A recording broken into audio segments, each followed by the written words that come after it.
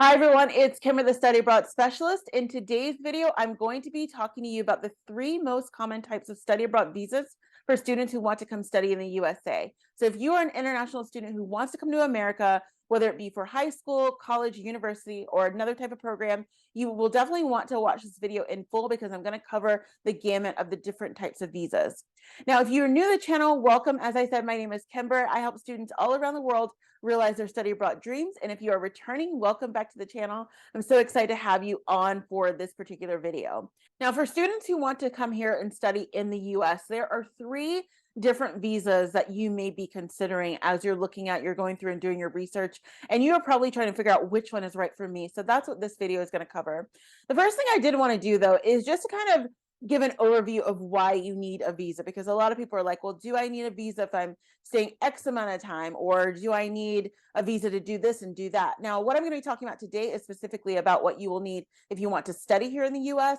But just to kind of give you an idea, if you don't know what a student visa is, or you don't know why you need one, it is essentially your legal keys to be in any country. So you hear this a lot when people are talking about immigration or people overstaying their visas, but this is what gives you the right to be in a country. So whether you are going to be coming for studying, like most of the students are on my channel, or if you're coming for work or whatever you're trying to do, it gives you the legal right to be there. Now, there are definitely restrictions on every single visa, and I would talk about that as well as I'm going through talking about the different types. But the visa is essential for what you're going to need. So even if you get into a program, even if you have your passport all set, you have the money together, without the visa, you don't have the right to actually enter the country. And so that is why you need a student visa. So in starting out with the F1 visa, now this is probably one of the most common visas that you have seen as you've been doing your research. And the reason why I'm going through and breaking them down is because there is a different visa based on the type of program that you might be doing.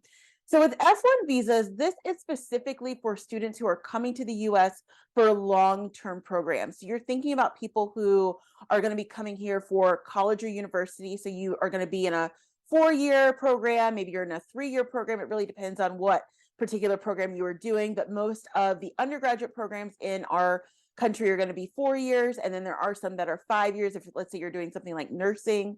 So you're coming here for a specific degree program, or you're coming here to attend high school. So again, you could be here for 4 years in a high school. You're coming here for seminary, so you're doing your seminary studies here, and that tends to take multiple years. Or maybe you are doing extensive language training. So this is going to be for people who are here for the long haul. So with the F1 visa, the most important thing to know about it is that you cannot be issued an F1 visa unless you are in an accredited school. But with accreditation here in the US specifically, I know around the world it may look a lot different, but here in the US, what that means is there are specific accreditation bodies. So they have one that is for high schools, they have one or a couple that are for colleges and universities. They are highly regulated by the government. And so what it means is that these particular organizations, these governing bodies, they go in and they decide whether or not the particular overall plans of the colleges or universities or high school are up to code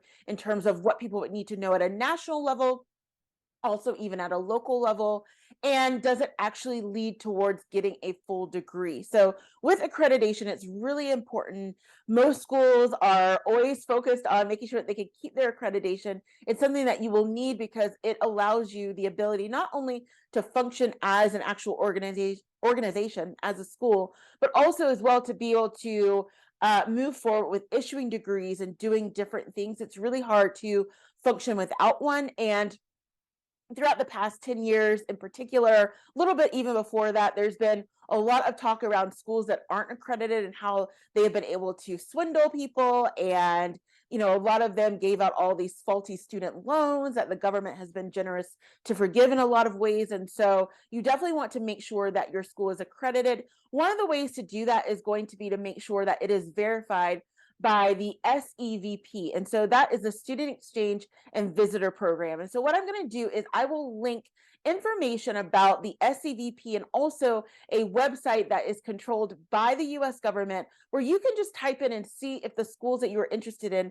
are accredited. Now, most schools that a lot of international students tend to choose here in the US, whether they be big or small, or even if they are not name brand are accredited, but you definitely want to make sure about that, because if it is not, you're going to have an issue getting an F1 visa. So definitely check out the 2 links below that I have labeled as F1 visa information so that you can find out about that. But accreditation is going to be key to getting an F1 visa, so definitely consider that. So one of the other big questions that students have, specifically when they're coming to me, they've made their way to me, maybe they have begun their process of filling out their application for their schooling, and they're like, how do I get started with a student visa? So it definitely is true that you want to get going early on. Now, when I say get going early on, what I mean is you want to be very clear with your school as well, because they will have more specific information about the type of visa you will need. I'm just going to go through it in general terms, but the school will know based on your program if the F1 is right for you or if there's a different one that is right for you. But what you definitely want to do is to begin gathering material. So I talked about this if you saw my ISFA video, where I was saying that it takes a long time, whether you think so or not, to gather material. So you're going to want to make sure that you have all the information about, whether it be making sure that you're getting your bank statements in line, or if you're going to need to submit a birth certificate or anything that you would need to submit with your visa. All those things are included. You're definitely going to want to make sure that you get those things lined up, just so that as the process begins, you're good to go, because you don't want to be in a situation where you, let's say, get quickly accepted to a school, although that usually doesn't happen here in the US. It's a longer process than a lot of places, but you get accepted into your program, and then you're having to figure out, maybe your parents live somewhere else than you do, because I know a lot of international students tend to venture out a lot younger, and so maybe your parents are back home somewhere, and you're like, hey, I need to gather my birth certificate and the bank statements. I need to figure out who is going to be able to write the letters of recommendation, all these different things. And so you want to make sure that you are gathering all those things early on. In terms of applying for a visa, any visa, but the F1 specifically, what we're talking about right now, I'm going to be doing a separate video talking about the application process in detail. But you'll just want to know that you can't really make a move, and this is common for any type of visa. You can't make a move until you get into a program. So the program is essentially the entryway into the school, and then the visa is the entryway into the country. So until you actually get into the program, you can't really do a lot with it. There's going to be information that you will need from your school to provide to even sign up on the registration site for the US government to be able to start working with you to get you a visa. But you just want to know that in terms of the order, even though you are not going to be going through and applying for a visa until you get into your program, you can go ahead and start gathering the documents that you're going to need. Now, in terms of the actual payment, you do have to pay. I mean, this is America. We like to make our money. And so there is definitely a fee. I mean, most visas around the world have fees, but you can guarantee that America has probably a higher fee than a lot of other countries. And so you want to know a couple of things about it, is that, and I'm going to link this information below as well, there is a standard fee for the actual visa. So for you to actually get the visa, for them to actually go through and process it for you. And then for some countries and a lot of students around the world, there's also an issuance fee. So this issuance fee means that they are charging you money to actually issue the visa, so to actually cut the visa, and also as well, if they need to send it back to you. For most students, they will need to send it back. There are some places where you can actually pick it up if you're doing it through a consulate or an embassy. We can get into that a little bit later, but they will a lot of times give you an issuance fee. I'm going to leave a link below to the website that is, again, hosted by the State Department of the US, so it's official, where you can actually see specifically what the fee will be that you will have to pay just to get the visa. For most students, it's going to be $160 US, at least of this time that I'm filming this video. And you can also type in your country to see if there's an issuance fee. So you'll just want to keep that in mind, that again, it's not going to be thousands and thousands of US dollars, but it is going to be something that you will want to factor in to your particular budget. I know that it's something that students stress about as they're going through. So just make sure that you are factoring that money in, whether you have just the visa fee or whether you have the visa and the issuance fee. So to wrap up with the F1 visa specifically, I know that a lot of students have the question of, can I work on a student visa, specifically the F1 visa? Now, I'm going to do a separate video as well about this, because I want to dive deeper. I don't want to spend the whole video here talking about this. But yes, the basic answer is you can, but there are lots of restrictions around that. There are different restrictions around the amount of hours you can work. There's also different restrictions around whether you can work during the holidays, off campus, on campus. So I will cover that in a different video, but essentially, yes, you will have the opportunity to do certain jobs while you were on the F1 visa. So I know for a lot of students, that's something that is really important to you. And so, yes, I can tell you confidently that you can do that. The other thing that people want to know is how long does it last? So with the F1 visa, it is going to last the duration of your program. So if your program is 4 years, you will have the ability to have that visa for 4 years. Now, in many aspects, and sometimes this depends on the school, sometimes it depends on the relationship that the government has with the school, you will have to renew every year. And I know for some students, they're like, do I have to leave the country? Do I have to stay in? That really depends. They change those rules all the time. So you will want to work closely with your school to make sure that you're understanding the rules of what that's going to look like for you. But usually what's going to happen is your school, when they're issuing the letter that you're going to get the visa, they're going to say how long your program runs, and your particular visa will run the length of that particular program. So that's going to be great for you.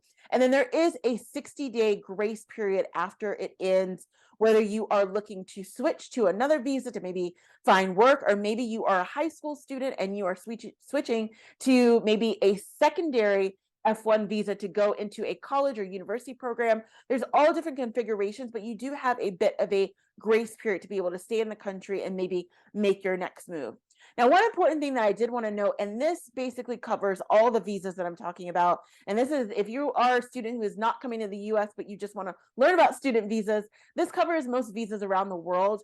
One of the important things to know, and I talk about this all the time to the point where I'm also sometimes lecturing, is that you never want to overstay a visa. And so number one, you don't want to stay past the grace period. And also as well, if something changes throughout the time that you are here, let's say you're in the US and you came for a program and you were in a high school program and you dropped out of that program, you don't get to keep that F1 visa. And things have been so restricted and regulated to the point, particularly over the past 10 years or so, and this goes for other countries around the world, where schools have basically they legally have to report that you have dropped out. And so what that means is if you have dropped out of a program, or you decided it's no longer for you, not that you were switching a program, let's say like you would if you were in a university and you were in medicine and you're like, hey, I don't like this anymore, I want to go into communications, that's completely fine, because again, you are still enrolled. But if you are actively saying, I no longer want to do this, then that means that you have a problem, because you are then in violation of your visa and you are no longer an active student status. And just know that it's not going to go very well for you. You're going to want to follow the actual legal chain of things. So if for some reason you do decide to do that, connect with your school, figure out how you can get off the visa, and then they will report everything to the State Department. The State Department will follow up, and then they will figure out a plan for you to be able to leave the country. So you definitely just want to make sure that you do that. So if you are maybe considering that in the future you may want to drop your program, just know what that might look like for you legally. And I can just say confidently that it doesn't matter whether it's the US, UK, Germany, wherever, if you get kicked out based on a visa violation, it's not going to go well. You won't really be able to come back into the country, guys. So you want to make sure that you are doing this the right way and the legal way. So that is my spiel on that. So we are going to move on now to the F1 visa, which is another visa that students often are looking at if they want to come here to the US. So for J1 visas are a lot different than the F1. And I know like you're like, okay, all these different letters, how do I keep up? Just take notes and follow along. But with the J1 visa, this is a lot different. This one tends to lend itself more to students who are here for shorter stays, but still doing academics. So this is going to be for students who are doing exchange specific. It is a exchange visitor visa. So with exchange programs, I'm going to link a video above, or whatever site it's on, I never remember, where I talk about exchange programs specifically. But with exchange programs, this is basically, it's usually an equal exchange in some ways, where you are coming here for a short period of time. You are actively coming from a different college or university or secondary school, and you are coming to exchange into another school here in the US to, expand your studies, learn more, meet more people and everything, but you are planning to go back. So what this may look like, and it tends to take a lot of different turns, because for some people, it kind of is a mix. Some people come here to exchange for work, And in turn, they get to make money and they're here for a little while. And some people are here for internships, some people are here for different things. So you may be an au pair, you may be an intern who's coming here for maybe 6 months to do an internship. You could be here for a shorter term program as well at a college or university in the US, but you are definitely just here for a shorter period of time. So with the J1 visa, this is another visa that you've likely seen if you've been going through and doing your research. Now, this visa is focused on exchange visitors only. And part of the reason for that and that it looks different than the F1 is because you are not here for the long haul. So you're not here for a long-term program. You're doing exactly what it says. You're doing an exchange. Now, I'm going to link a video above where I talk about exchange programs so that you can understand a little bit more about those. But essentially, that is much more of an equal swap. So schools here in the US pair with schools all around the world all the time. And it's a great way for students to be able to exchange and take time to learn more about the other culture, experience the other culture up close. You get to come and enter the classrooms and be there and learn from different people within that culture. And then you get to go back home and you take some of that. So one of the things that is different about the J1 versus the F1 is that with the J1, the schools, or even if you're coming here as an au pair, or if you're coming here as a government visitor, it doesn't really matter. It's a lot different than the F1 in the sense that you're not just studying. You can be coming here for some type of work, but you're coming for a short period of time. Is that any type of entity that you are interacting with as an exchange is your sponsor. So this is a sponsorship-based visa. And this particular visa looks at different skills, it looks at different abilities and different things that are going to be happening compared to the F1 where it's about the academics.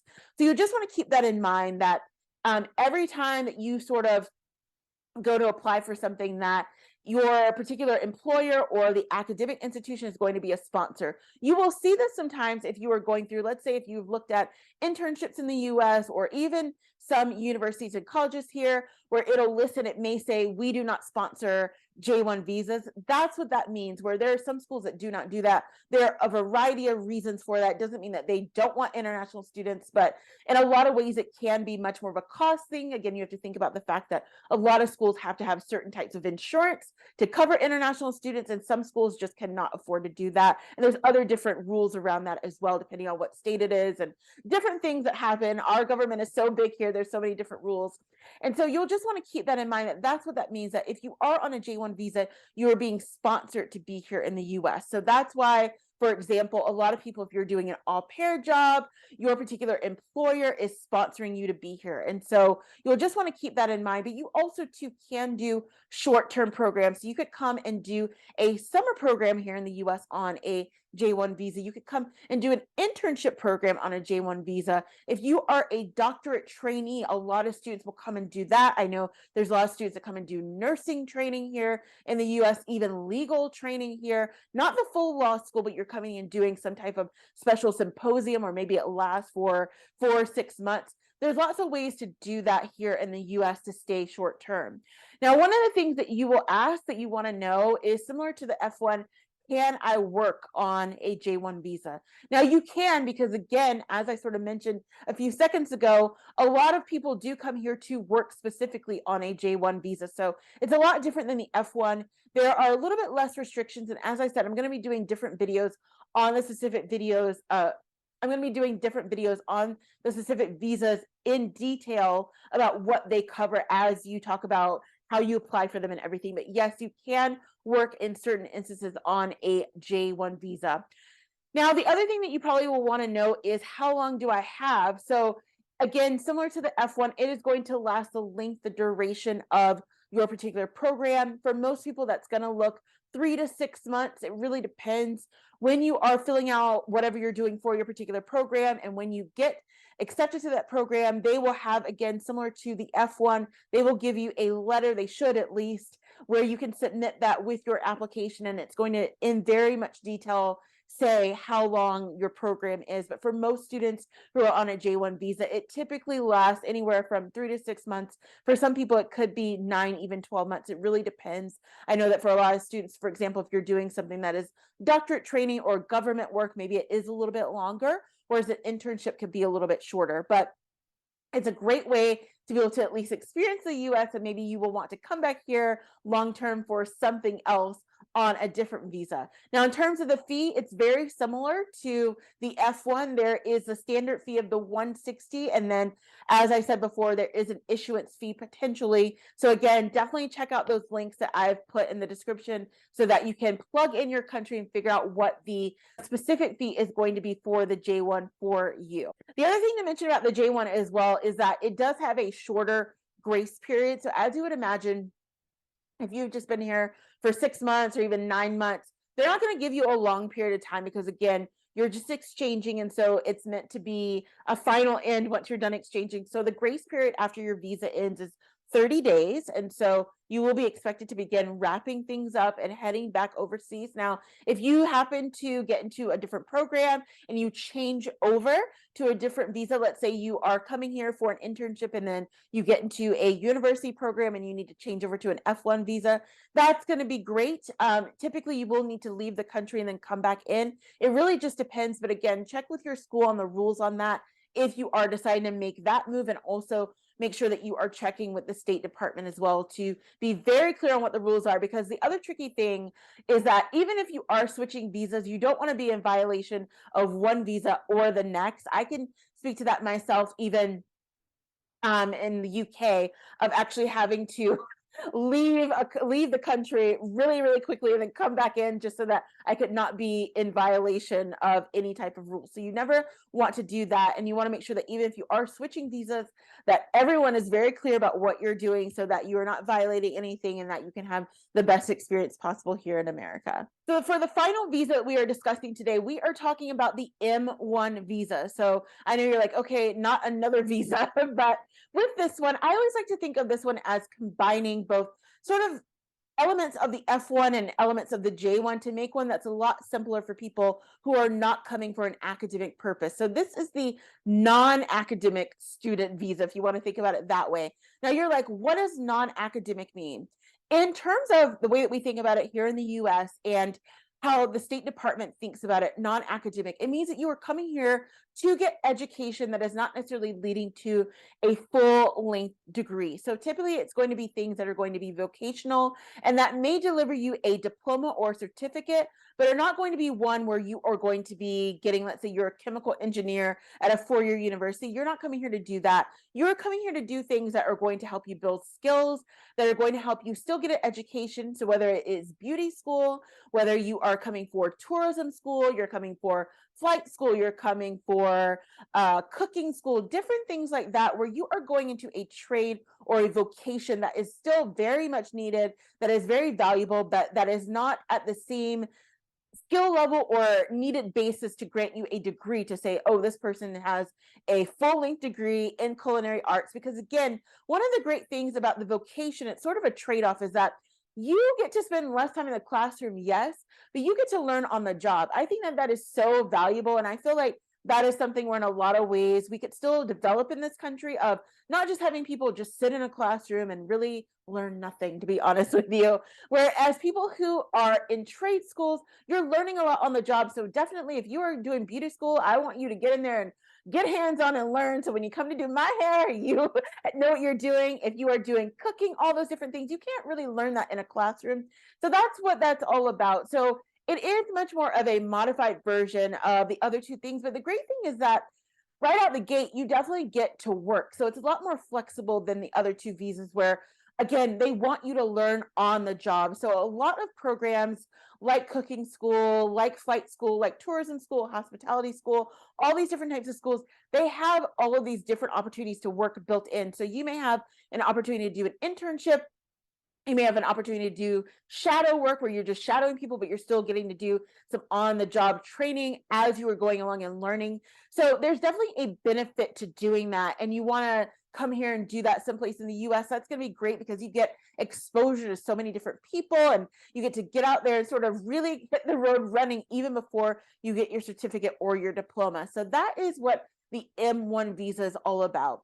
Now, one of the things that you may also want to know in terms of how long does the M1 visa last? The M1 visa lasts for up to 1 year. Now, the great thing about it is that typically with whether it be beauty schools or tourism schools or hospitality schools, any type of vocational schools, they tend to have a shorter amount of instruction. And the reason why they do that is what I was just talking about, where they may have 7 months of instruction, and then what they will do is they could extend out the program a little bit longer so that you can be here for a year, but then you're getting that on the job training. And for some of them, it really is kind of straight to the point. And then what you're going to be doing is you're going out and getting your earning hours that you're going to need so that you can be officially certified. And a lot of students, what they will do is if they're coming here on an M1 visa, they will get the education, they get the basics, they get some training, and then they go back home so that they're able to be certified in their home country for whatever it is. So it's a really kind of in and out way to be able to get some education here for vocational training, be able to sort of get your feet wet within the field, maybe get some recommendations, get some people to sort of recommend you to say, this person's going to be great when they go back home, and then still be able to return home and get whatever you're going to need to practice in your particular country.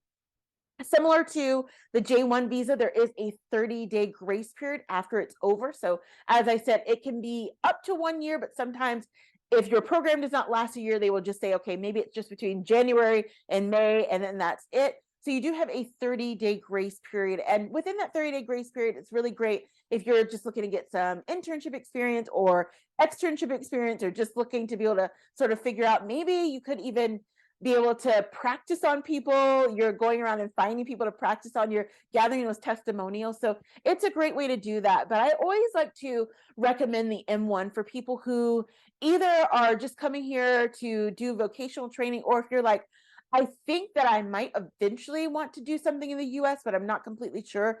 This is going to give you an opportunity to sort of get your feet wet, get some education while you're here, but then also have the opportunity to return home as well. So definitely want you to think about that. The other thing as well is in terms of the fee, very similar to the other two, just go on that website, plug it in, and figure out what you're going to have to pay for the actual fee and for the issuance. So when it comes to student visas, you can see that it is not as complicated as you might have originally thought. Now, in the beginning of this video, if you remember, I was talking about why student visas are necessary, why you're even here. And so what I want you to do is watch this video so that you can dive a bit deeper into understanding the basics of a student visa and what it actually means as you get started on this journey. I'll see you over there.